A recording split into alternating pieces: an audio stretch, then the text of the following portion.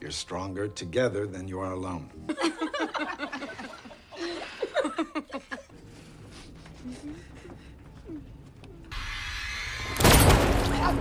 Hehehe, kembali lagi di channel Alur Film.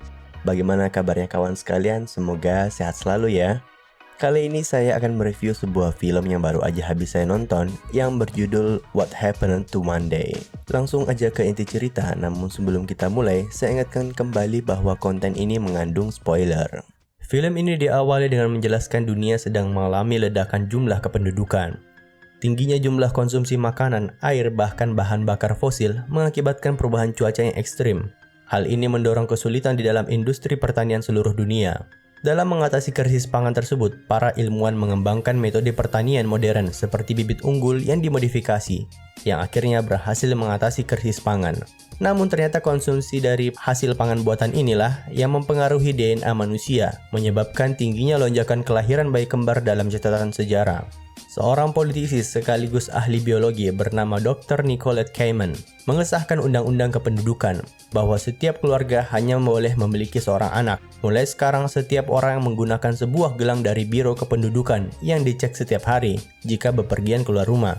Jika sebuah keluarga memiliki lebih dari 2 anak, maka anak yang satunya akan dimasukkan ke dalam sebuah tabung yang disebut cryslip, di mana anak-anak tersebut akan dibuat tertidur dan akan dibangkitkan kembali jika masa depan sudah kembali cerah.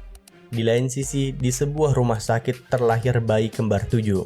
Terlihat seorang dokter membawa kabar kepada kakeknya yang bernama Sedman bahwa anaknya tak berhasil melewati proses persalinan cucu-cucunya dan menghembuskan nafas terakhir. Ayah dari anak-anak ini pun tak diketahui identitasnya. Rumah sakit tempat kelahirannya bersedia menyembunyikan kelahiran bayi-bayi ini dan menyerahkan sisanya ke Tuan Sedman. Kakeknya sendiri menamai ketujuh cucunya menggunakan nama-nama hari dalam bahasa Inggris: Sunday, Monday, Tuesday, dan seterusnya. 30 tahun kemudian, terlihat bagaimana situasi kota masih cukup kacau. Kebijakan satu anak satu keluarga masih berlaku. Pemeriksaan terhadap kebijakan ini pun semakin ketat. Keluarga yang kedapatan memiliki anak lebih dari satu segera ditangkap dan dibawa ke Biro Kependudukan.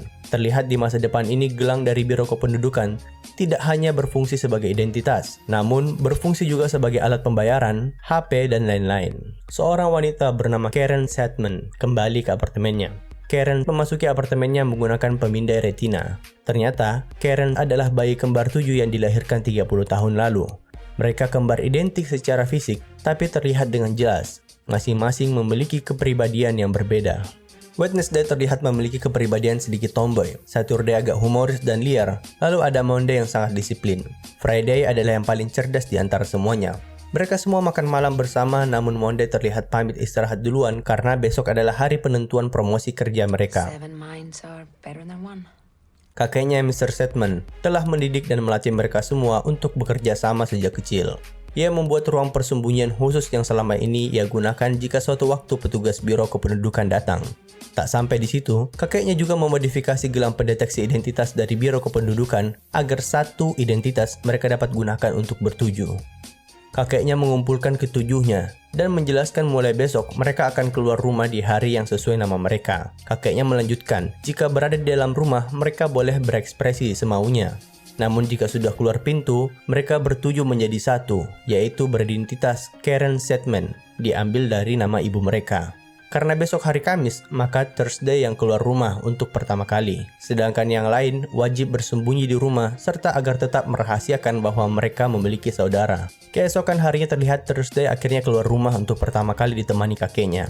Keluar dari apartemen mereka harus melewati gerbang pemeriksaan dan akhirnya memasuki sekolah. Di penghujung hari yang paling penting, mereka semua menonton tayangan ulang apa saja yang sudah dilakukan oleh saudaranya yang bertugas keluar rumah di hari itu. Terlihat mereka tetap mengikuti peraturan itu sampai sekarang, dan hari ini giliran Sunday untuk berbagi informasi. Sunday memperlihatkan tayangan bagaimana tadi anak-anak dipisahkan dari keluarganya. Mereka pun saling berdiskusi atas kejadian itu. Thursday menganggap kebijakan pemerintah tidak buruk-buruk amat karena mereka hanya dibuat tertidur sampai dunia damai kembali dan tidak perlu hidup susah payah seperti yang mereka lakukan sekarang. Thursday merasa dirinya lelah berpura-pura menjadi Karen Sedman yang memiliki karakter anggun dan wanita kantoran. Berbeda dengan Monday yang terlihat menikmatinya, Thursday merasa lelah hanya bisa keluar rumah sekali dalam seminggu. Begitu keluar rumah malah harus berpura-pura. Miss Karen fucking Sedman. But in the real world and we can't even be ourselves. Thursday menuju kamarnya dan kembali mengingat salah satu kejadian di masa lalu, di mana suatu hari ia keluar rumah yang bukan pada harinya.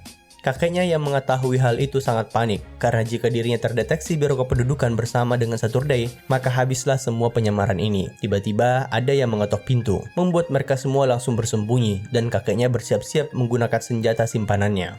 Saat membuka pintu ternyata itu hanyalah Thursday yang akhirnya pulang ke rumah. Tangannya mengalami cedera akibat bermain skateboard, salah satu jari telunjuknya putus. Thursday marah pada kakeknya dan mengatakan berharap dirinya tidak pernah dilahirkan. Tiba-tiba Monday disuruh maju ke depan dan disuntikkan alat bius. Kakeknya melanjutkan bahwa jika satu mengalami perubahan, maka yang lain juga ikut berubah. Karena Thursday kehilangan jari telunjuknya, maka yang lain juga harus kehilangan. Monday dan saudara-saudaranya hanya bisa pasrah. Kembali ke masa sekarang, di hari Senin, giliran Monday berangkat kerja. Namun ia terlihat kurang sehat. Ia bersikeras untuk tak digantikan. Saat melewati gerbang pemeriksaan, Monday sempat ditahan sebentar oleh petugas biro pemeriksaan, namun akhirnya berhasil lolos. Sosok Karen Sedman ternyata bekerja di sebuah perbankan. Saat memasuki lift dan bertemu dengan koleganya yang bernama Jerry, ia menyinggung persaingan keduanya selama ini demi promosi jabatan yang akan ditentukan hari ini. Ia juga memperingati Karen bahwa ia selalu mengawasinya. Jam mulai menunjukkan pukul 12 malam, namun Monday belum juga pulang ke rumah. Saudara-saudaranya mulai khawatir. Friday kemudian melacak GPS di gelang Monday, namun tak terdeteksi. Ini cukup aneh karena di antara semua bersaudara, hanya Monday yang tak pernah terlambat untuk melakukan pertukaran informasi di penghujung hari. Bahkan, menurut Thursday, selama ini Monday tak pernah telat beberapa menit pun. Hari pun berganti, giliran Tuesday yang keluar di hari Selasa. Ia bersiap-siap kerja, mulai dari make up sampai mengenakan wig. Namun hari ini ia benar-benar sangat khawatir karena Monday belum juga diketahui keberadaannya. Tugas Tuesday hari ini untuk fokus mencari keberadaan Monday, namun harus tetap bersikap tenang. Saat mencoba melewati pos penjagaan, ia sangat khawatir terdaftar double. Tapi proses pemeriksaan ternyata berjalan lancar dan Tuesday akhirnya bisa sampai di tempat kerja. Ia mengeluarkan sebuah earbud agar saudara-saudaranya yang di apartemen dapat mengetahui segala percakapan investigasinya hari itu. Vicky, asistennya di kantor, menjelaskan bahwa kemarin Karen meninggalkan kantor duluan untuk merayakan promosinya di sebuah bar langganan. Tuesday bergegas keluar kantor, namun terlihat Jerry mengawasinya dari jauh. Saat sampai di bar, ia menanyakan sang bartender, semalam dirinya keluar bar jam berapa? Bartender mengatakan, kemarin dirinya baru saja memesan minum, namun langsung keluar bersama kolegamu yang bernama Jerry. Tuesday akhirnya bergegas meninggalkan bar untuk menemui Jerry. Namun tiba-tiba ia ditahan paksa dan dibawa ke Biro Kependudukan menggunakan sebuah van. Gelangnya pun dimatikan hingga saudara-saudaranya tak dapat mendeteksi keberadaannya. Ia dibawa masuk ke fasilitas pengamanan. Saat proses itu, Adrian, salah satu petugas yang mengenal Karen Sedman, sempat heran kenapa dirinya berada di sana. Tuesday terus bertanya-tanya kenapa dirinya ditahan. Hingga akhirnya Dr. Nicolette Kamen memperkenalkan dirinya dan membuat mengakui segala rahasia soal Karen Sedman. Bahkan keberadaan kelima saudaranya sudah terlacak. Tuesday memohon bernegosiasi agar tidak dihukum. Namun Dr. Kamen hanya mengatakan kemarin saudaranya mengatakan hal yang sama sebelum terakhir kalinya. Di sisi lain, saudara-saudaranya hanya bisa cemas dan menunggu kabar dari Tuesday. Sampai akhirnya Friday memberitahukan melalui komputernya, agen bersenjata memasuki gedung apartemen mereka. Agen ini bahkan membunuh security di lobi sebelum naik ke atas. Sampai di depan kamar, ia mengeluarkan sebuah bola mata untuk di-scan sebagai akses pintu. Keempat bersaudara ini sudah mengantisipasi duluan dengan bersembunyi di tempat khusus. Sedangkan Thursday sendiri mencoba membuka berangkas senjata, namun tak menemukan pistol peninggalan kakeknya. Tempat persembunyian keempatnya ketahuan langsung. Mereka dipaksa keluar. Thursday mengendap-endap dari belakang, langsung menghantam kepala salah satu agen menggunakan linggis. Saat agen di depannya terdistraksi, Wednesday berhasil menghajarnya. Thursday berusaha mengambil dan menggunakan senjata salah satu musuhnya, namun ternyata pistol hanya aktif jika sesuai sidik jari pemiliknya. Friday berhasil menyelamatkan Thursday yang hampir tertembak, sedangkan Wednesday berada di posisi terpojok. Sunday membantu mengalahkan musuh menggunakan air panas dan panci. Saturday juga ikut menggunakan setrika panas, hanya saja mereka berdua tak cukup kuat menahan pukulan dan bantingan musuh. Saat Wednesday akan ditusuk pisau, ia berhasil membuat si agen terjatuh dan malah menusuk tenggorokannya sendiri. Sisa satu agen yang tersisa. Thursday mencoba menahan dan mengarahkan senjata musuhnya ke dirinya sendiri. Hanya saja itu tidak mudah. Beberapa kali senjata menembakkan peluru ke berbagai arah. Namun, pada akhirnya ia berhasil membuat musuhnya menembak kepalanya sendiri. Sunday ternyata terkena tembakan. Para saudara-saudaranya menangisi kepergian salah satu kembarannya. Pindah ke scene lainnya, Dr. Kamen diberitahu kepala pengamanannya bahwa agen yang mereka kirim untuk membunuh Karen Sedman gagal. Ternyata ini adalah misi khusus yang tidak boleh dilakukan atas nama Biro Kependudukan. Karena jika ketahuan ada saudara kembar 7 yang berhasil hidup selama 30 tahun, maka kredibilitasnya akan tercoreng. Di sisi lain, Dr. Kamen meminta memprioritaskan Jerry atau teman kerja Karen agar disingkirkan duluan. Friday coba menggeledah mayat musuhnya dan mendapati sebuah bola mata yang ia coba scan di pintu masuknya, dan hasil scan menunjukkan retina itu milik Tuesday. Dengan begini mereka sisa berempat dan berdiskusi langkah selanjutnya. Saturday menganjurkan untuk lari berpindah tempat, namun Tuesday mengatakan jika kita keluar mustahil untuk melewati pos pengecekan bersamaan. Musuhnya tadi jelas bukan dari Biro Kependudukan, karena jika benar harusnya mereka sudah dikepung dari tadi. Hari kembali berganti. Di hari Rabu, Wednesday bertugas selanjutnya. Friday menempelkan sebuah kamera pengintai di jaket Wednesday untuk jaga-jaga, serta membawa senjata bekas musuhnya walaupun tak bisa digunakan. Thursday meminta Wednesday segera ke Jerry dan mencari tahu apa saja yang sudah ia lakukan sampai keadaan bisa seperti ini. Sampai di apartemen Jerry, ia langsung membuka pintu dan menanyakan keputusannya. Hanya saja, Wednesday tak mengerti apa maksud perkataan Jerry. Dari luar terlihat sniper sudah mengintai. Jerry menjelaskan jika Karen setuju untuk mengundurkan diri dari promosi kerja, ia akan menutupi rahasianya selama ini. Namun baru akan marah, rahasia yang dimaksud Jerry bukanlah soal kembarannya, tapi mengenai kontrak rahasia yang dirinya buat bersama Dr. Kamen. File kontraknya pun masih disimpan Jerry di tab miliknya, namun baru akan menunjukkannya sebuah peluru menembus lehernya. Wednesday berhasil menghindar dan menghalangi pandangan sang sniper, namun gedung telah dikepung oleh musuh. 4 agen memasuki apartemen dan dirinya terjebak di kamar mandi. Dari balik pintu ia mencekik musuhnya dan menghantamkan kepalanya ke kloset. 2 agen lainnya mencoba ikut mengecek kamar mandi. Wednesday kemudian dengan cepat memotong jari agen yang sudah mati, lalu merekatkan di jari kirinya yang putus. 2 agen yang membuka pintu tak menyangka akan dihujam peluru menggunakan senjata temannya sendiri. Segera Wednesday mentransfer file kontrak yang Jerry maksud ke base datanya dan lari melompat dari jendela untuk melarikan diri. Aksi kejar-kejaran pun terjadi. Wednesday diarahkan oleh Friday agar bisa lolos dari aparat.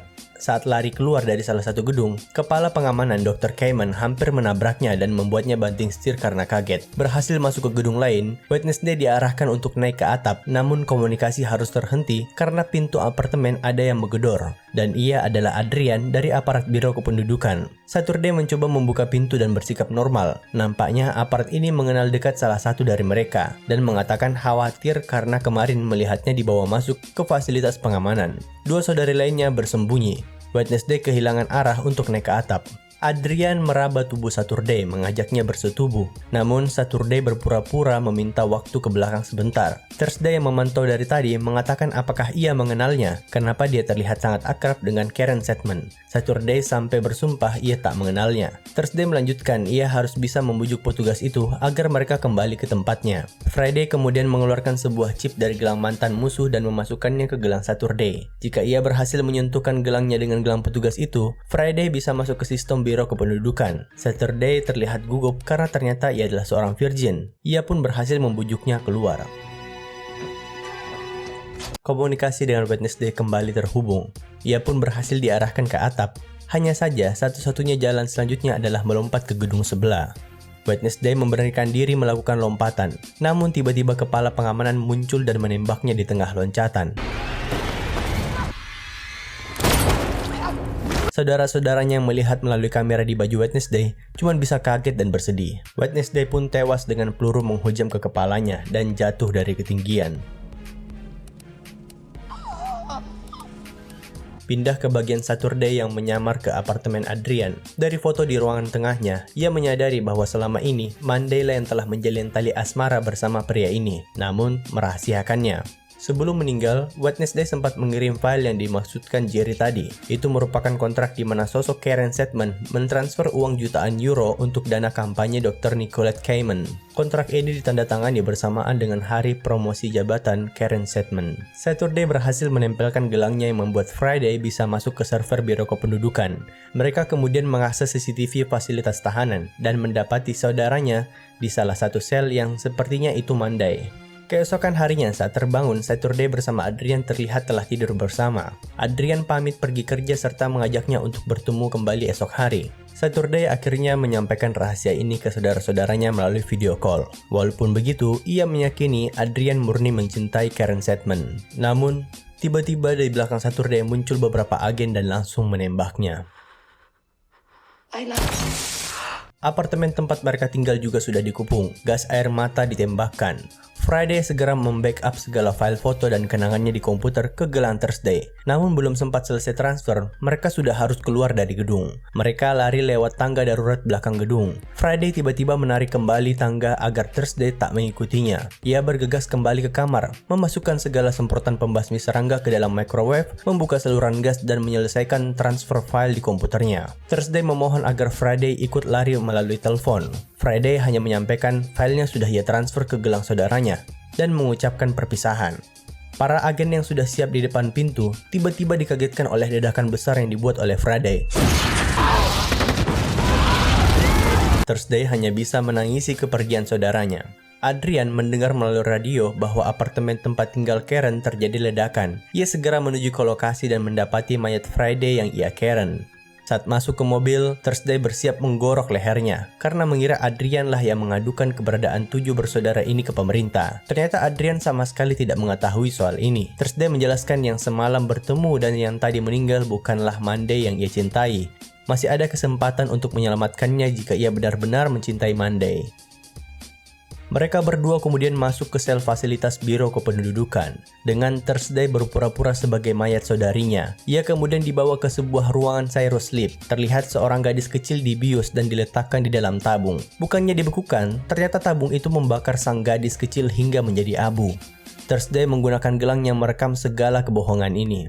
Adrian ternyata juga baru mengetahui mengenai rahasia ini. Baru akan dikremasi, Thursday langsung bangkit menendang petugas di hadapannya ke dalam tabung dan mengaktifkan mesin.